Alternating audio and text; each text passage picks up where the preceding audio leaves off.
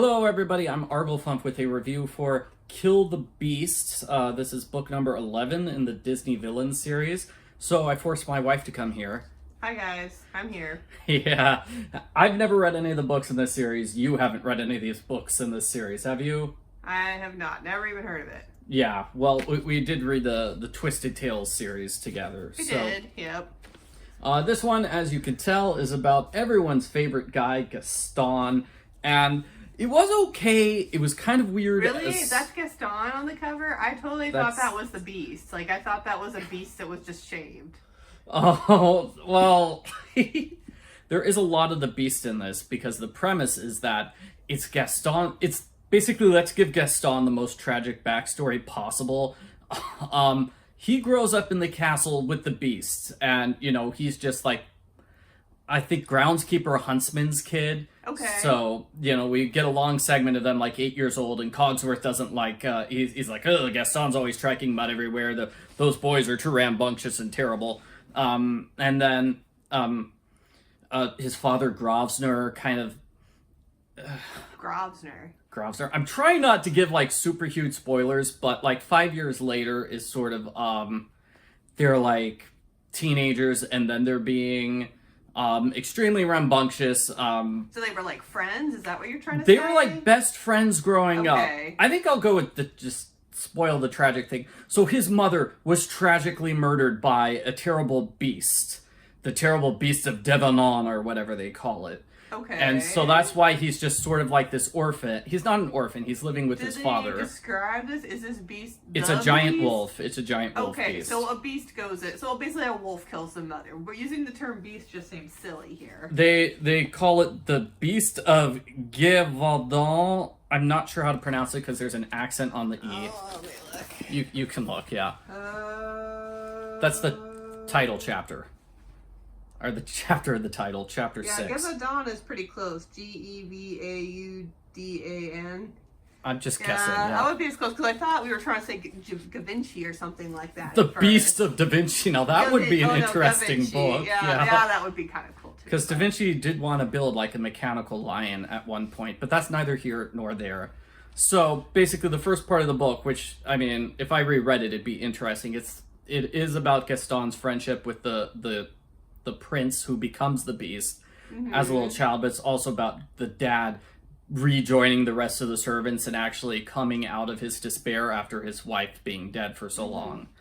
So, you know, and then it skips ahead to like 5 years where they're best friends. They're very mischievous, and oh, I forgot to mention, weird part, Gaston loves books. His favorite thing in the world is books and going to the library. He especially loves the adventure stories. Okay. And I thought it was a weird note to start on because he's not like that at all in the movie. We'll get to that, but they play terrible pranks on the guy who runs the library to the point where that guy just kind of completely loses it. And this happens around the same time that the Beast returns. And that's when Gaston first learns about the Beast and hears about it. And his friend's like, we've got to go outside and fight the Beast and be great hunters. So, you know, and Dad's like, no, Gaston, you're the only one who can really control your friend. It's like, you've got to keep him inside. But his friend insists on going outside and trying to hunt the Beast on his own. By his friend, you mean the prince? The prince. Prince Kingsley. Yeah. Okay. Silly name for a prince, I kind of think. I thought his name was Prince Adam in the movie, but again, that doesn't really matter. Okay. So, the prince insists on going outside and trying to fight the beast itself, and as a result, Gaston's father gets tragically murdered by the beast. Yeah, and then we skip ahead like another 3 years, so now they're sort of like adults, and he's been like, they're best friends, they love each other very much, like the prince can't possibly love anybody in the same way he loves Gaston. Okay. It had a very, like, 1950s Spock and Kirk vibe to it. Oh, okay. To the fact, like, the prince doesn't think women are people, and that's why he can only have a friendship with another man like Gaston. Okay. That's sort of how it is. And we know he doesn't think of women as people from the way he talks about them. Because he's supposed to go out on, like, this 3-year tour, you know, traveling to all the various kingdoms and find a bride and come back. And he gives, like, Gaston an estate. he's very sorry to go, but he has to go on the big tour. Mm-hmm. And, other stuff happens. Gaston learns the tragic story of what happened to his mother. That's when he actually learns about what happened to his mother, which, adds more depth onto the events of the first part of the book. Okay. So far, it just seems scattered and weird. It is kind of like a fan fiction. I feel like I'm maybe not presenting it right, but saying it's like, let's give Gaston the most tragic backstory ever is probably accurate. I see what you mean, and then they're trying to basically go and justify his unpleasant characteristics in the actual movie itself, but in a way that seems convoluted. Makes sense. It's really. It feels like they're trying to balance that by still trying to make Gaston a hero and a likable character, because he's a nice guy. He's friendly to people. He loves books. He actually likes Belle, not because she's beautiful, but because she's a fan of books. So, like, at the engagement but then he goes party, and makes fun of her reading books. So we'll get to that. I feel it's sort of a cop out, but I did like how he wanted to show Belle the library because Belle was more interested in reading and didn't really care about the prince. And he's like, "Wow, she's a really down to earth girl. I like her. I should show her this big library." But he kind of doesn't want to do it because he doesn't know how to read. Mm-hmm. Anyway, about 55% of the way through this book, it is book 11 in the series, and you can tell it's book 11 because it just leans super heavily on characters from other books. The Odd Sisters, so it's like 60 pages of these characters, and they actually narrate several chapters. I think they're supposed to be like the three fates from Hercules is how it's sort of presented. It's weird. They're treated as weird witches, and they just act strangely, and they pester Gaston the whole time. And Gaston is quick to believe that they're witches with magical powers. Okay. Anyway, the prince meets the beautiful sorceress, Circe, and he's going to marry her. And so that's when Gaston sees the prince again is at the big engagement party, but he's forced to stick around with the Circe's three sisters and hear them arguing and fighting. And that goes on for like 60 pages. I don't really like it. That doesn't even make sense. It was really, really long. So what happens is the evil witch sisters make a plan because they don't want the prince to marry Circe. So they're like, I don't want to say it's a sitcom style setup, but it's a sitcom style setup. They're like, okay, you need to bring the prince to our house on this specific day, 3 days from now. And we're going to have her dressed up like the daughter of a pig farmer. She's going to be taking care of the pigs. She's going to wear this messy outfit. And the prince is totally going to break up with her when he thinks that she's really a pig farmer. And that 100% works. Oh, wow. It works. The Which prince is totally different than the story in the movie where she comes to the door and he's awful to her then. That's a little bit later on. Okay. So what happens... No, I was going to say Gaston doesn't really get to talk too much to the prince during this segment, but by this time the prince has become much worse, and he is sort of acting like a beast. Like, you can't tell that's why the sisters wanted him to break things off with Circe. But yeah, then the book jumps ahead. We get told in backstory, it's like, oh, what happened next was that Circe did the thing from the movie. Like, she dressed up like an old lady, pretending to be sick, and then he turned her away. So he did it twice, basically? Is what, basically twice, yeah. So she basically gave him a second chance and he screwed up, so the movie is showing the second chance. The movie is basically showing a second chance. It's less of a second chance, and it's just confirming that, yeah, he's still awful. And that's when she officially puts the curse on it. Like, he's still awful, he still judges people by their appearances.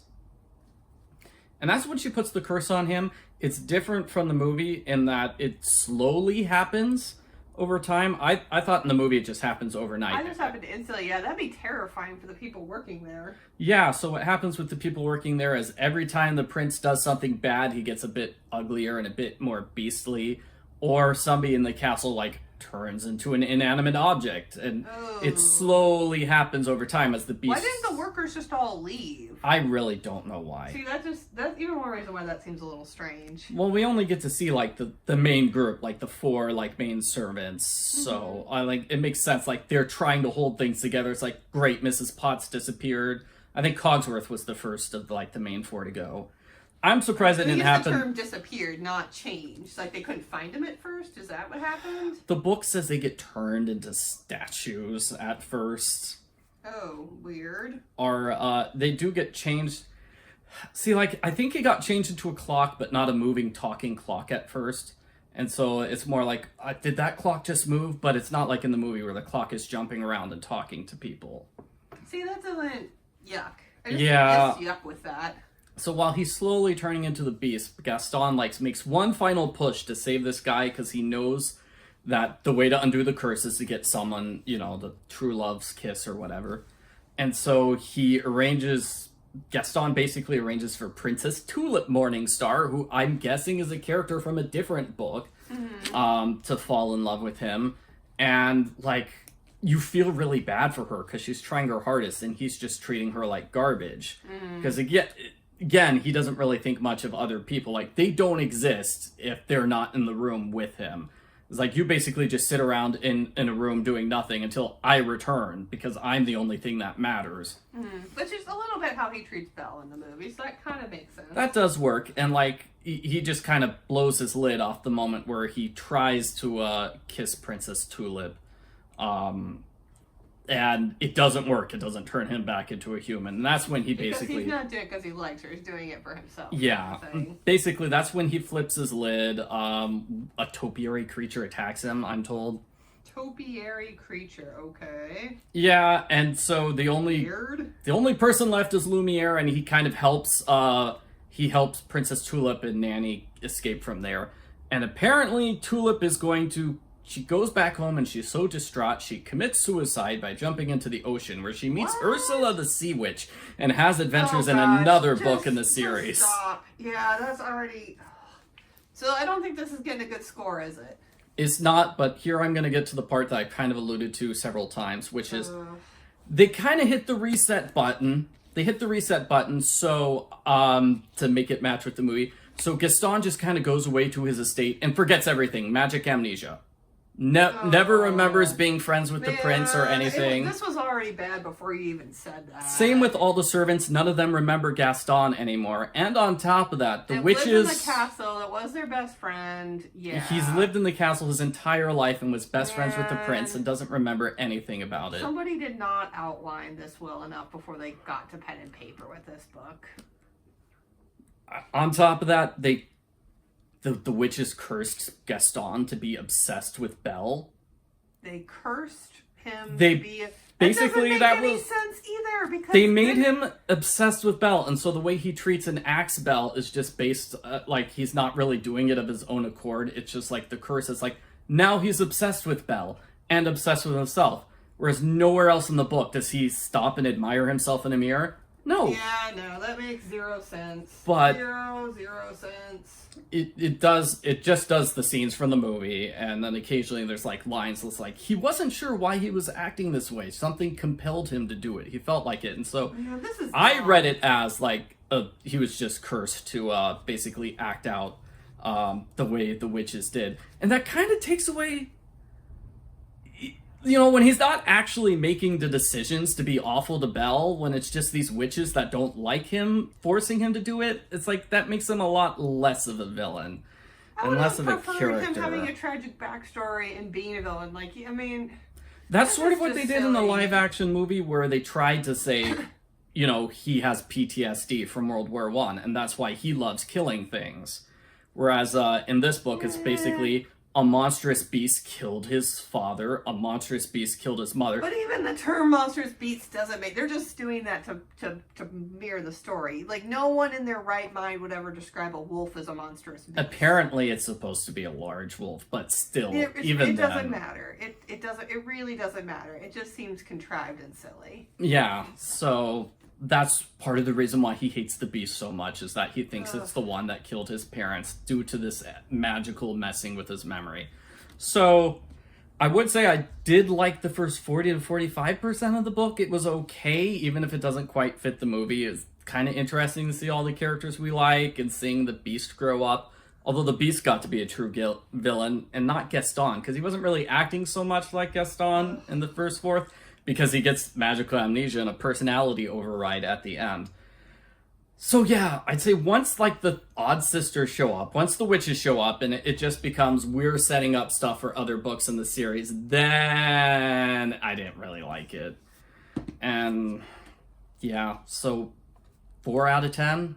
That's generous. Yeah, I just based it on the first 40% of the book, and I didn't actually do the math there, so maybe 3 or 4 out of 10. Yeah, 3. I'd give it 3 or 2 from what you're telling me here. All right, so thanks. It'd probably make more sense if I read the other books in the series, I'm sure, and actually cared about Princess Tulip and the Odd Sisters, and yeah, and actually cared about, oh, this is the one from the Ursula book. Oh man.